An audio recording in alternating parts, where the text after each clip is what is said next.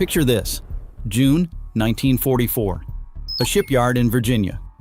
Workers are celebrating because they just launched their 7th aircraft carrier of the month. 7 in 30 days. From massive fleet carriers to escort ships, America was launching carriers like cars rolling off an assembly line. Fast forward 80 years, same shipyard, same Virginia coast. But now, it takes 7 years to build one supercarrier. 7 years. And here's the secret nobody in Washington wants to talk about. In a quiet announcement earlier this year, the Pentagon pushed back delivery of the newest carrier, USS John F. Kennedy. Not ready until 2025. Not even 2026. The new date is 2027. That is a 2-year delay announced in a single memo. The official reason? Technical challenges. But read between the lines, and you find the real culprit: supply chain issues and a critical shortage of skilled workers. Translation: we don't have enough people to turn the wrenches. Think about that for a second. We have an $800 billion defense budget. We have technology that didn't exist in 1944. Computers, robotics, artificial intelligence. Yet somehow, we got slower at building the weapons that won World War II. Meanwhile, China is churning out warships at a rate we haven't seen since World War II. According to a leaked Office of Naval Intelligence report from 2023, their shipbuilding capacity is 232 times ours. They can convert civilian shipyards to military production overnight. And everyone in the Pentagon knows 11 carriers aren't enough to counter that threat. So here's the question that should keep every American awake at night. Why doesn't the Navy just write a check and build the 12th carrier? The answer doesn't lie in Congress or the White House. It lies in a single town in Virginia. And the culprit isn't a politician, it's a clock. If you're proud of the American shipbuilders who refuse to cut corners even when the world is racing past them, type "proud" in the comments below. Today, we're breaking down the single bottleneck strangling American naval power, the workforce crisis that China doesn't have, and why the most dangerous threat to our fleet isn't missiles or submarines, it's retirement parties. Here's what most people don't realize. There is exactly one place in the entire United States capable of building nuclear-powered aircraft carriers. 1. Newport News Shipbuilding in Virginia, Huntington Ingalls Industries. That's it. If you want a Ford-class supercarrier, you're going there. There's no alternative, no backup, no plan B. The heart of this operation sits in a massive concrete canyon called Dry Dock 12. It stretches over 2,000 feet long and 250 feet wide. You could park 500 school buses end to end in this space. It's been operating continuously since 1961. No breaks, no rest. Because if Dry Dock 12 goes down, American carrier production stops. Not slows down, stops. But here's the part that should terrify every military planner. The entire assembly process depends on a single crane. Workers call it Big Blue. It's a Krupp gantry crane standing 233 feet tall, capable of lifting 1,050 tons. Think about it. The entire security of the Western Hemisphere is hanging, quite literally, on one set of gears. Big Blue is the Achilles heel of American naval power.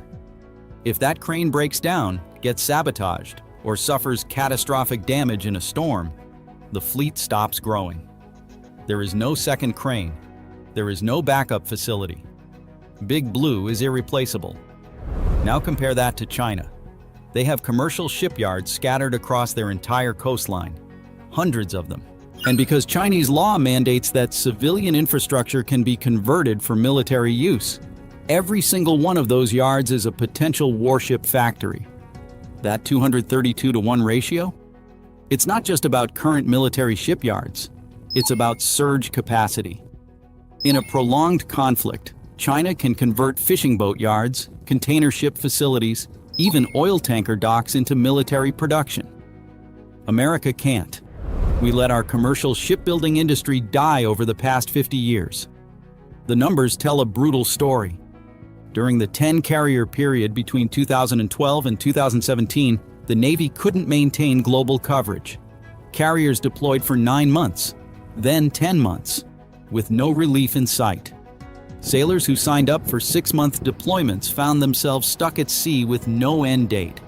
The math is unforgiving.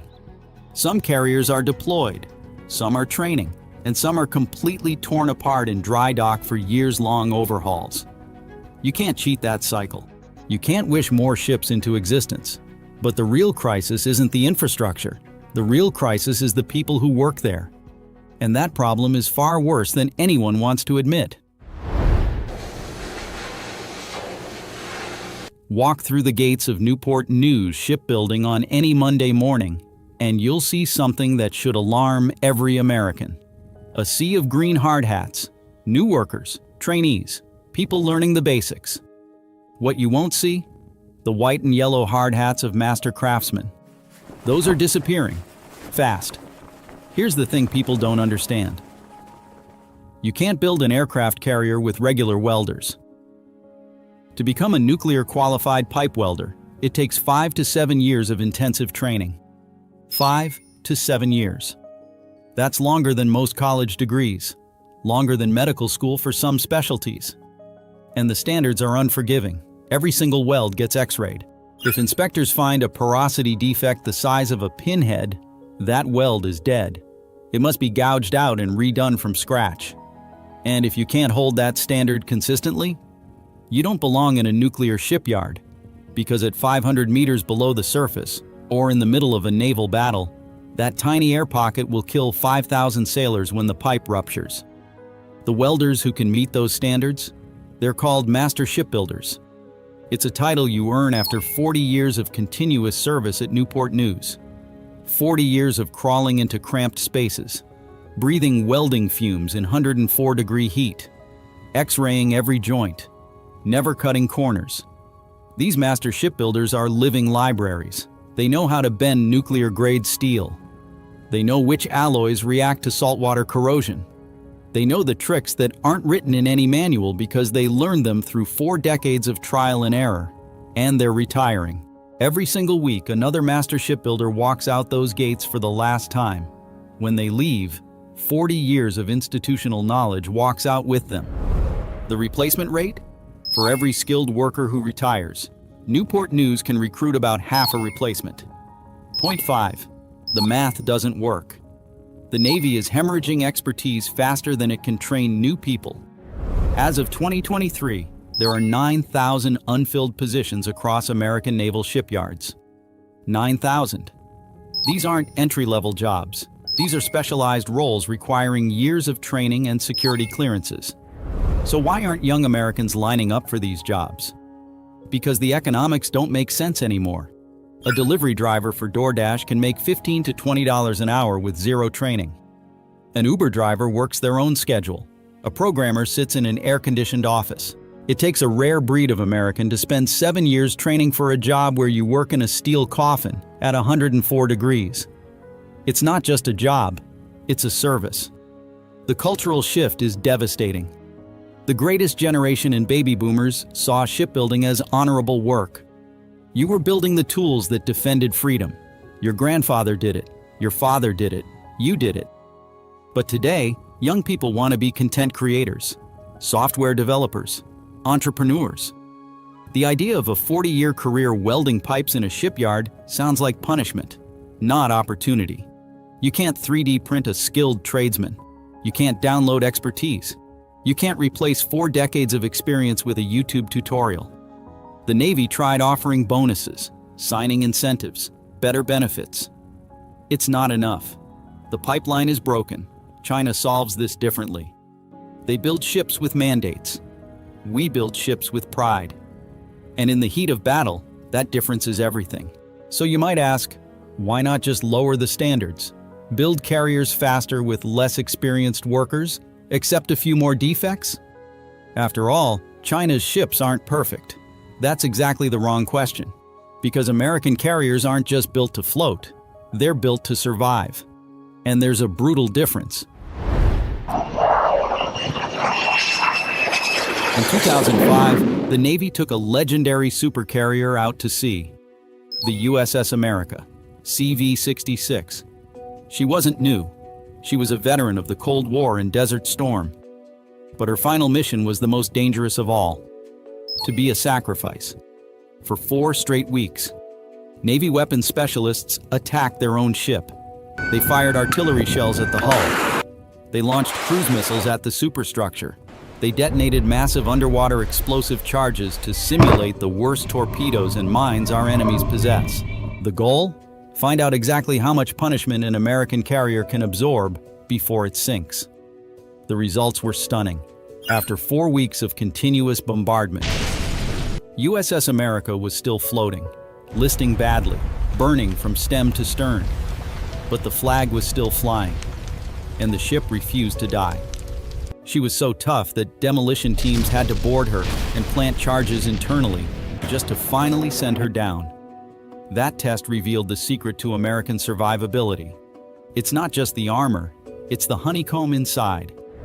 While commercial ships are largely open spaces, an American carrier is divided into thousands of watertight compartments.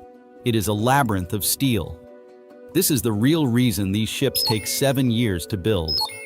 It's not just welding a hull, it's hand welding a complex network of blast doors and reinforced bulkheads.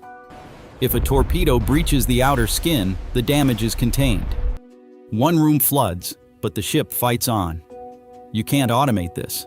You need skilled hands to weave 10 million feet of fiber optic cable through this steel maze, ensuring that even if the ship is broken, the command center still talks to the engine room. The Chinese build carriers to project power in peacetime. The Americans build carriers to survive World War III. But there's something even more important than steel and electronics. Something that defines how America builds these ships. It's about legacy. When the Navy decommissioned USS Enterprise, CVN-65, the first nuclear-powered aircraft carrier, after 51 years of service, they didn't just scrap her. Shipyard workers carefully removed 20 tons of steel from her hull. 20 tons. They melted that steel down and forged it into the keel of the new Enterprise, CVN-80, currently under construction. The soul of the old ship transferred into the new one. That's how Americans build tradition. We don't just manufacture weapons. We carry forward the legacy of everyone who served on those decks. The 20 tons of steel in that new keel represents 51 years of deployments, combat operations, and sailors who called that ship home. You can't rush that. You can't outsource it to the lowest bidder. And you definitely can't replace the craftsmen who understand what it means. So why can't America build a 12th carrier? Because we refuse to build hollow shells just to inflate the numbers. The new USS Enterprise is rising in that same Newport News dry dock right now. She'll arrive late. The Pentagon knows it. The admirals know it. But when she finally slides into the water, she'll be carrying 20 tons of history welded into her future. China will have more ships. They'll have them faster. But they won't have ships that can take 4 weeks of weapons testing and still float. They won't have master shipbuilders with 40 years of expertise in every weld. And they won't have a workforce that refuses to cut corners even when the world is racing past them. We can write a check for the steel. We can write a check for the reactor. But the 40 years of honor in those hands, that is priceless. The 12th carrier is coming. Just not on the schedule politicians wanted. It will be late, but it will be worth the wait. Because when it arrives, it will be immortal.